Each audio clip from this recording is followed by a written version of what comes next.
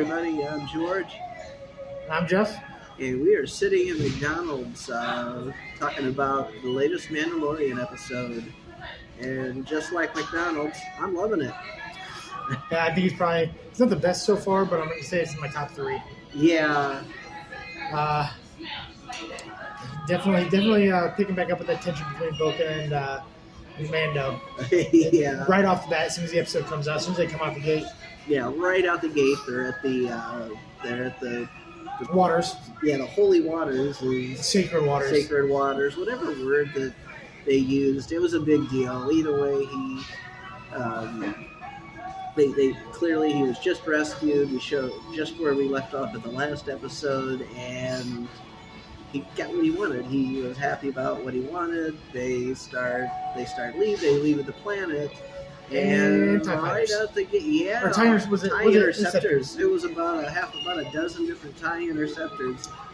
Well, so when they first got attacked, it was by 4 of the interceptors, and then they ran into that larger group as they were leaving, right before they warped. Yeah. There was quite a few of them, and so as it turns out, when you go screw around with the Empire, bad things happen. They start looking for you, and yeah. I think it was because of Grogu.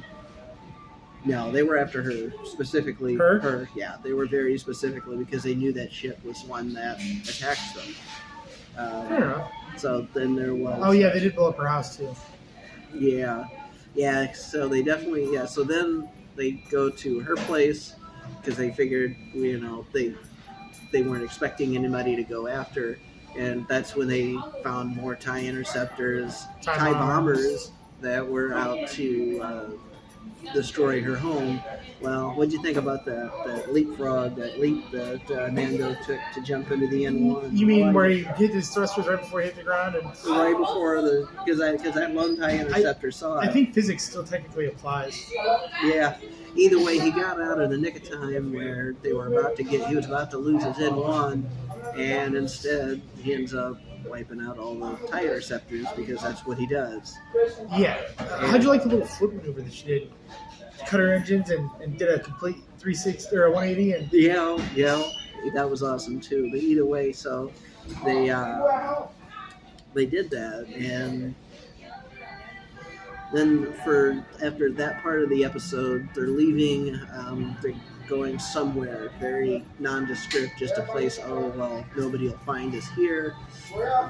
We don't know where at this point, but we do by the end of the episode when we find out that it's where the giant turtle ship died. Yeah, the place where the other Mandalorians are hanging out at because she just lost her home, and so we find out that they check the proof for the living waters, as they call it. And what did they dump that in? Some sort of like cauldron thing? Yeah, some sort of weird cauldron thing. And it had a reaction, whether it be chemical or. Either way, they knew that it was what it was supposed to be, and so that was. So the big thing was they accepted Bo-Katan into their ranks. Whether she wanted to or not, they're like, nope, you're one of us now. You can leave if you want, but as far as we're concerned, and I don't think the armor smith, the lady that's in charge, I don't think she really wanted to accept her back. I don't think so either. Because if you remember from the last episode, she was not very happy that Mando was friends with Bo-Katan. But all they cared about was, you bathed in the waters too? Okay, yep. Cool. And you haven't taken your helmet off since, right? No? Okay, cool. Then you're one of us. Well, anyway, so the big, huge part of this episode was the Dr. Pershing.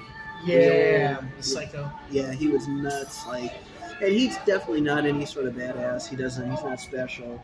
No, he's just real smart. Yeah, just really smart. And so he meets a couple of his ex-Imperial people there, and, well, they go on to a little heist. Yeah, little comms officer, sneaky little bitch. Yeah, she turned him in. She set him up. And the last thing we see was she was turning up the power settings on that mine. Do you remember last season? It was season 1, I think, where she gets in trouble by him. There's an episode where he gets her in trouble. Oh yeah. And I think that's... So this was probably revenge for what he did when they were working together for the Empire. And because remember when he first saw her at the amnesty base, Yeah. he wasn't exactly thrilled to see her because he knew what he did to her. I'm trying to remember if it was when they were fleeing or if it was at the very beginning of them actually coming into the series. But either way, so it was definitely interesting what's happening on that side too, because he wants to bring the cloning technology to the New Republic, Yeah. and they just flat out don't want to do it. And of course, so they catch him. Yeah, it's like a big deal that they're like that's a huge prison sentence kind of. Oh yeah, like this is like you think that they're both about to get busted. In the end, they're just like they're not even worried about her. They want to get him. She's the Gestapo. Well, no, she set him up. She's the Gestapo.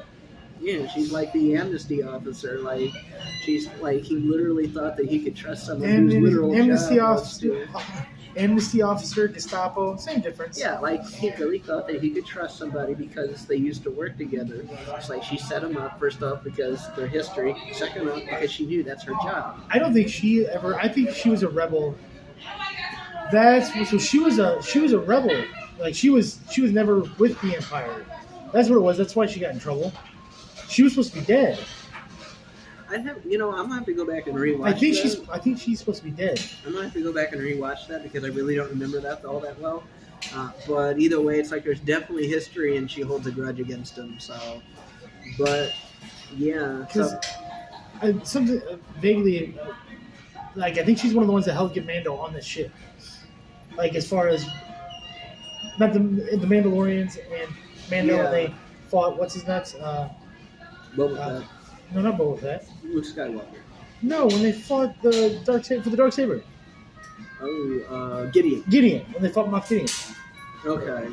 On his ship. Gotcha. Either way, it's like so. Yeah. She's like literally her job is to catch people who are trying to do things, against the New Republic. And as far as she's concerned, it was messed up though because she was like, "No, just take it. You want it? Just sleep on it." She was literally talking him into it because she knew that. I think it was just a revenge thing. Oh, definitely coercion. Because she was definitely like trying to, and he was trying to say, "Oh yeah, she set me up." But either way, we're gonna cut this short just because we're not in our studio. But we definitely wanted to talk about this week's episode, and maybe later we'll drop the premium content episode later on this week on Patreon and on. We'll probably end up recording it later today. Yeah.